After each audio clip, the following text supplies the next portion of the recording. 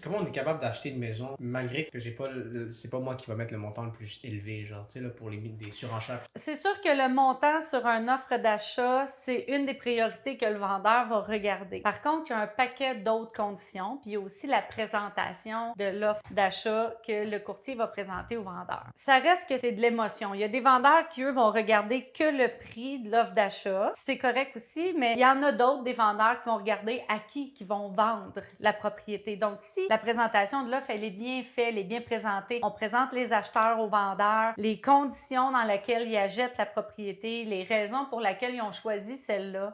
Des fois, ça peut arriver que le vendeur ne choisisse pas nécessairement juste un prix, mais qu'ils vont choisir leur acheteur en fonction de l'ensemble de la présentation de l'offre d'achat. Donc, c'est toujours important, quand on est un courtier collaborateur, d'aller présenter en personne l'offre d'achat. Souvent, je vois des courtiers qui présentent par téléphone. Ça, c'est de plus en plus vu là, avec la COVID, là. Mais le présentiel, c'est important parce que la perception téléphonique, puis tu sais, des fois, quand on est au téléphone, il y a tout le temps une question de temps, là, tu sais, on est 3 sur l'appel, 4 sur l'appel, on voit pas comment que les gens réagissent à ce qu'on a dit, est-ce qu'ils ont bien compris qu'est-ce qu'on a mentionné. Donc, c'est important, je trouve, d'aller présenter l'offre d'achat de nos clients en personne. Des fois, ça peut faire la différence. C'est ça qui fait que c'est notre offre qui va être acceptée versus les autres offres qui peuvent être au-dessus du prix demandé. Ouais, parce qu'une propriété, c'est de l'émotion. Comme j'avais vu dans Ouais. un de tes clients, justement, ben, les propriétaires sont très attachés à leur maison des fois. Donc, des fois, pour léguer leur maison, c'est difficile. Oui, absolument. Puis, c'est pas nécessairement parce que l'offre va être la plus haute. Des fois, ça peut arriver que le client vendeur,